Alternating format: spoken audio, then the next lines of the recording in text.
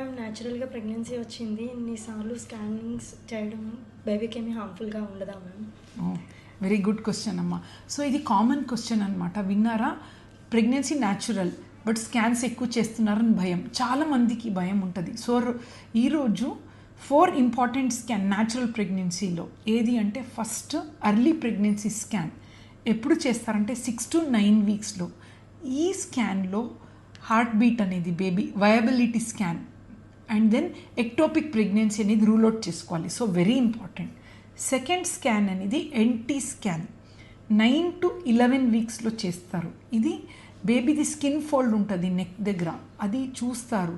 అది ఎక్కువ ఉందనుకోండి, మోర్ దెన్ 3 mm ఉంటే డౌన్ సిండ్రోమ్ లేదంటే క్రోమోజోమల్ అబ్నార్మలీస్ ఉండొచ్చు బేబీకి. సో ఇది కూడా వెరీ ఇంపార్టెంట్ చేసుకోవటం. థర్డ్ స్కాన్ అనేది next TIFFA scan, targeted imaging scan అనమాట. మొత్తం బేబీది spine, head, neck, fingers, toes everything తెలుస్తుంది అనమాట.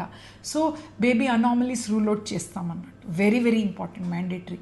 ఫోర్త్ స్కాన్ యూజువలీ డెలివరీ ముందు ఒక 8 months 28 to 32 వీక్స్ బేబీ గ్రోత్ ఎలా ఉంది అని చూసుకోవటం జరుగుతుంది.